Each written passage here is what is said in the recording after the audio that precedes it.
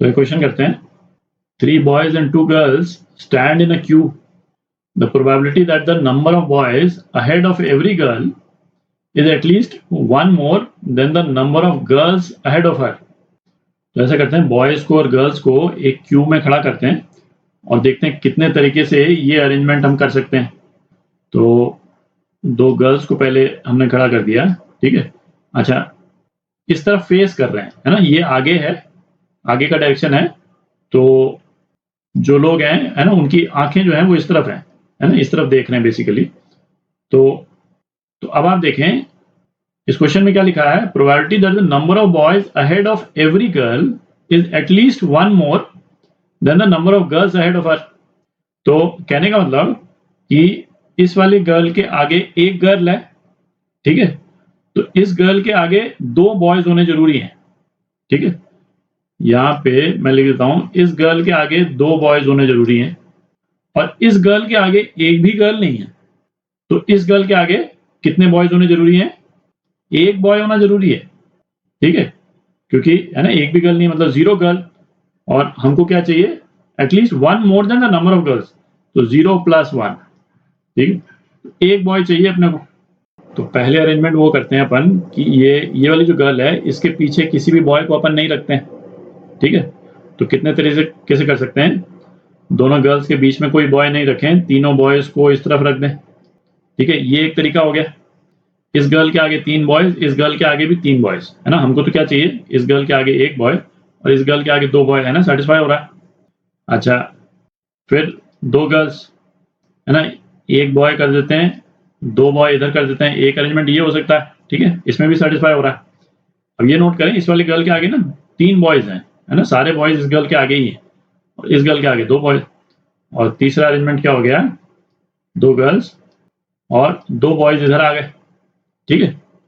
अच्छा, अब इस वाले बॉय को इन दोनों गर्ल्स के बीच में नहीं रख सकते हैं, मतलब है ना, ये अरेंजमेंट हम नहीं कर सकते हैं क्योंकि इस वाले गर्ल के आगे एक बॉय होना जरूरी है। तो ये अरेंजमेंट जो है वो पॉसिबल नहीं है, ठीक है। तो इस वाले सेटअप में जहां इस वाली गर्ल के पीछे एक भी बॉय नहीं है, यही 3 अरेंजमेंट हो सकते हैं, ठीक है। बॉयज का इंटरनल परम्यूटेशन होगा, है ना, वो बाद में देखेंगे अपन, पर बॉयज और गर्ल्स को सेटअप करने का तरीका यही है। अच्छा, अब ऐसा करते हैं, इस वाले गर्ल के पीछे एक बॉय को कर देते हैं, ठीक है। तो हमारे पास में 2 बॉयज बच गए। तो कितने तरीके से कर सकते हैं, 2 बॉयज को यहाँ कर दें, फिर एक बॉय को इधर कर दें और एक बॉय को इधर कर दें, ठीक है। अब क्या है, इस वाले बॉय को हम बीच में नहीं ला सकते हैं, मतलब अगेन ये वाला अरेंजमेंट पॉसिबल नहीं है क्योंकि इस गर्ल के आगे फिर एक भी बॉय नहीं रहेगा, तो ये अरेंजमेंट भी हम नहीं कर सकते हैं, ठीक है। तो और तो कोई अरेंजमेंट है नहीं, 2 बॉयज को इस गर्ल के पीछे हम लेकर के जा नहीं सकते, ठीक है, मतलब इस तरह से हम अरेंजमेंट कर नहीं सकते हैं। क्यों? क्योंकि हमारे पास में इस गर्ल के आगे प्लेस करने के लिए एक ही बॉय रह जाएगा, ठीक है। तो अरेंजमेंट के जो तरीके हैं वो ये 5 ही हो गए बेसिकली। तो अब नंबर ऑफ अरेंजमेंट्स काउंट करते हैं।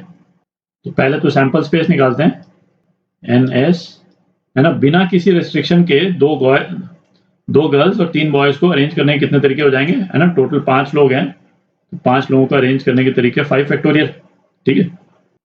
अच्छा, अब अपना जो इवेंट जो है ना, इन वाले सेटअप्स में बेसिकली गर्ल्स की और बॉयज की पोजीशन जो है वो फिक्स हो गई, ठीक है। इंटरनल अरेंजमेंट जो है वो अब इन्हीं पोजीशंस के अंदर ही हो सकता है, ठीक है। जैसे गर्ल्स का जो अरेंजमेंट है वो इन्हीं 2 पोजीशंस में हो सकता है, बॉयज का इन्हीं 2 पोजीशंस में हो सकता है ना। यहाँ पे बॉयज का केवल इन्हीं पोजीशंस में हो सकता है, ठीक है। तो अपने पास में टोटल 5 सेटअप हैं, है ना, 1 2 3 4 और 5। हर सेटअप में गर्ल्स को अरेंज करने के कितने तरीके हैं, 2 फैक्टोरियल, है ना, 2 गर्ल्स हैं, और बॉयज को अरेंज करने के कितने तरीके हैं, 3 फैक्टोरियल, 3 बॉयज हैं, है ना। पोजीशन फिक्स हो गई। और टोटल नंबर ऑफ सेटअप्स कितने हैं, 5 सेटअप्स हैं, ठीक है। तो इतने तरीके से हम अपने इवेंट को अरेंज कर सकते हैं, है ना। ये जो इवेंट डिस्क्राइब कर रखा है, तो अब इसकी जो प्रोबेबिलिटी होगी वो क्या हो जाएगी, प्रोबेबिलिटी, इसको हम डिवाइड कर देंगे सैंपल स्पेस से, 5 फैक्टोरियल से। तो इसको हम डिवाइड कर देते हैं, तो क्या आ जाता है, 1/2 आ जाता है, ठीक। तो ये आपका आंसर 1/2 ए पार्ट। तो एक क्वेश्चन करते हैं, 4 fair dice D1, D2, D3, D4 each having 6 faces, है ना. फेयर डाइस मतलब इसमें से हर नंबर आने की प्रोबेबिलिटी सेम है ना. Are rolled simultaneously, the probability that D4 shows a number appearing on one of D1, D2 and D3. तो D1, D2, D3 और ये D4.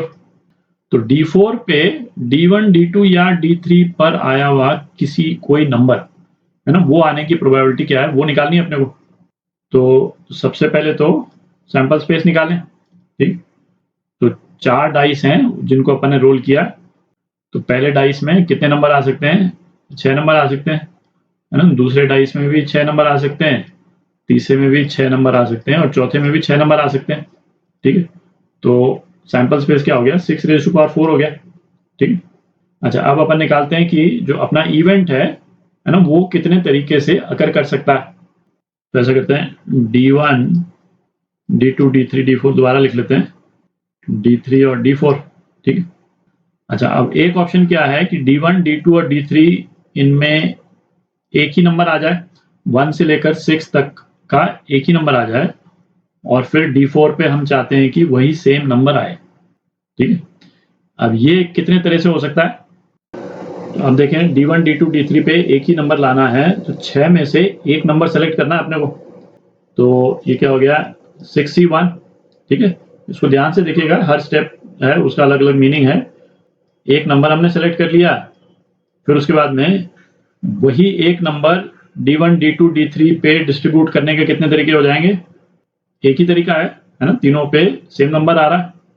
अच्छा, अब D4 के लिए हमको सेम नंबर सेलेक्ट करना है, A सेलेक्ट करना है, और कितने नंबर्स में से सेलेक्ट करना है? इन नंबर्स में से सेलेक्ट करना है. ठीक है, तो ये तो एक ही नंबर है, उसमें से एक नंबर सेलेक्ट करने का कितना तरीका हो गया? एक तरीका हो गया. ठीक है, तो ये अकरेंस जो है वो कितने तरह से हो सकती है? 6 तरह से हो सकती है. ठीक है.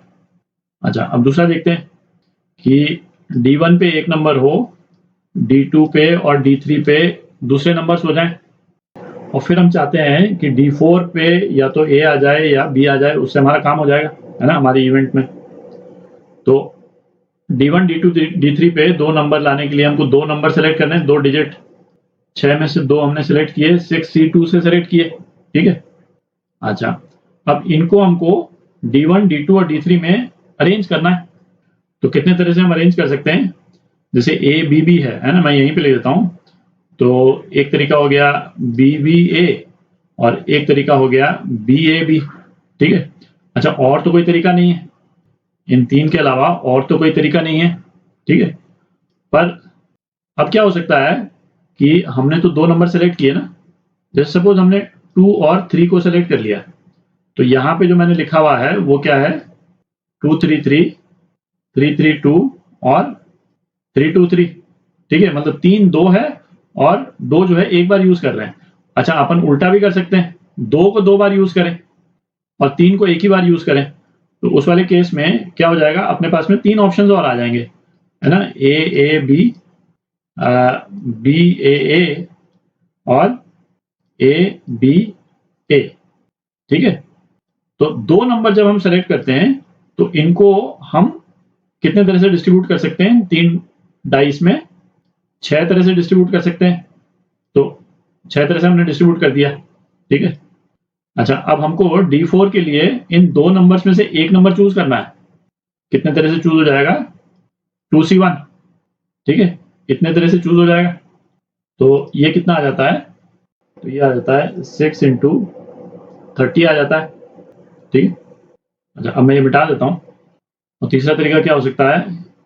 तीनों डाइस पे अलग अलग नंबर आ जाएं, डिजिट आ जाएं, और अब की बार D4 पे इनमें से कोई भी डिजिट आएगा तो चलेगा, A, B या C आ जाए, है ना, कुछ भी आ जाए.